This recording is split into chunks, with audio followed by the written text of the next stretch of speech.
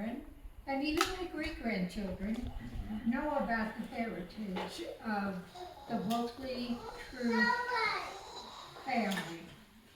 We hear a lot nowadays about immigrants, and believe it or not, both of my parents were immigrants. One came from Canada, and the other one came from Russia, and that was my mother. She was German Russian, and her and my father spoke German, but not quite the same dialect. But eventually they figured out that they could communicate in German if they had secrets to share between the others that they didn't want us children to know about. So they could talk a little German back and forth that way. But my mother grew up in Russia in a large family. You may have seen some of the true pictures on the wall. She had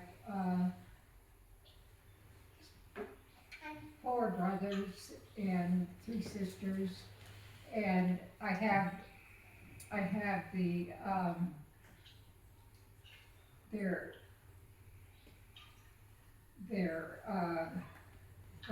their document when they came to America. I have it here, and it was made out to their father, whose name was Conrad, and their last name was Troop. And then they list the children on this document, and this is mother's document here, and it was Conrad was 52 years old at the time, and my mother was 15, and then all the others were younger than her when they came to Loveland and settled in Larimer County, Loveland, Colorado. And they got their citizenship in 1940, but they came over in let's see, they came over in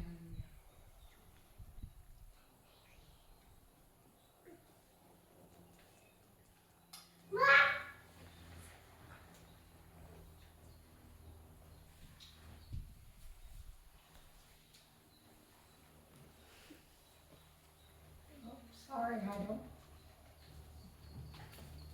Oh yeah, 1916. Oh, wow. On March the 7th. The troops? So that's That when was the they, troops. that's when they Yes. must have gotten to Ellis Island. Pardon me? That's when they went to Ellis Island, was in 1916. Yeah. Because they came through Ellis, right? Yes, Okay, all right. yeah, From Russia from Russia. to New York? Wow. And the family worked in the beet fields, in the cherry orchards. They were just farm workers, and eventually, when mother got old enough, she worked for a jeweler in downtown Loveland, not in the jewelry shop, but she worked in their home doing housekeeping, and she stayed there, and that was very valuable to her because the jeweler had the means to have very nice things.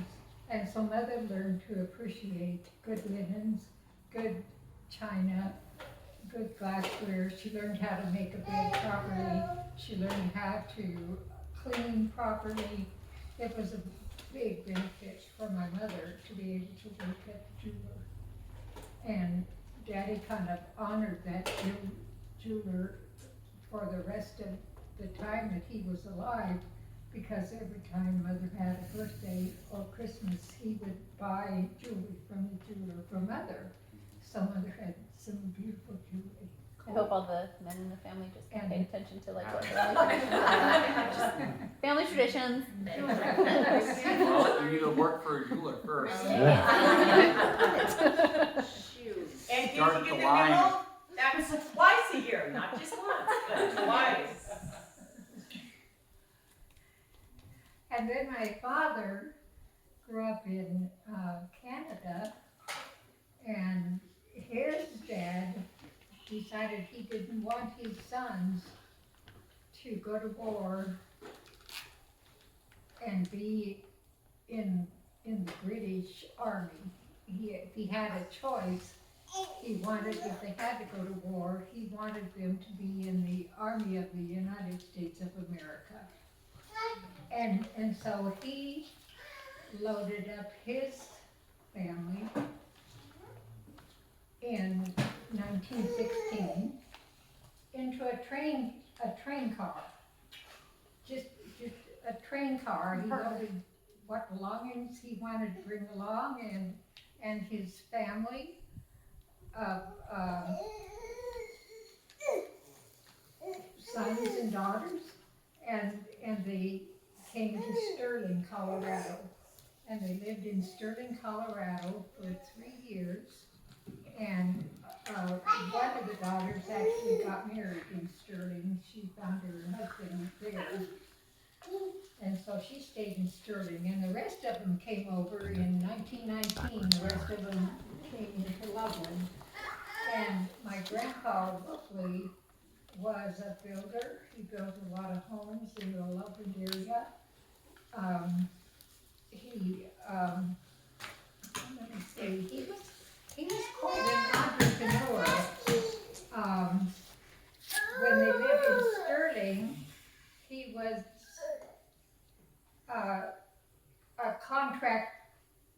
he was in the contracting building business, and he built the light plant in Sterling, the Evangelical Church, and he donated land for the Good Samaritan Hospital in Sterling.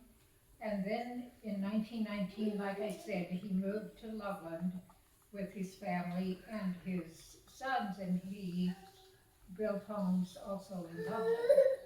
And many of you have been in one of the homes that we built in Loveland. It's 2-story. It's still a landmark there in Loveland.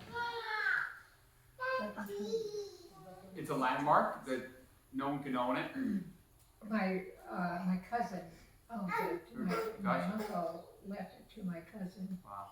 And it's on the outskirts of Loveland, but they don't want to tear it down Gotcha. because it's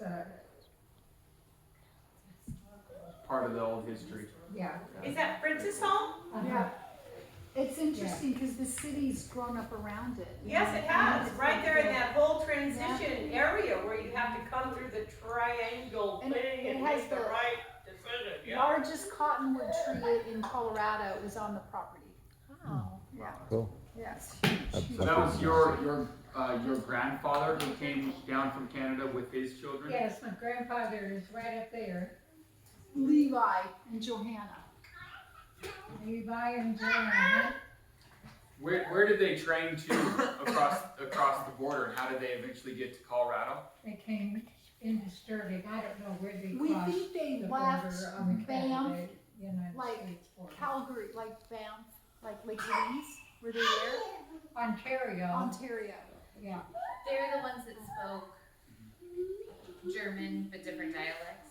Yeah. Okay. Did they meet in Canada? Did they No, ever? oh no, Mom came to Loveland. She was never affiliated with anybody in Canada. So they met once they were already in the United States. Yes, and I'm sure they probably met in the, they had a German Congregational Church in Loveland, Colorado, and, I'm sure that's probably where they met. And, I have pictures of them climbing mountains as a youth group. You guys should stay here. With the congregation.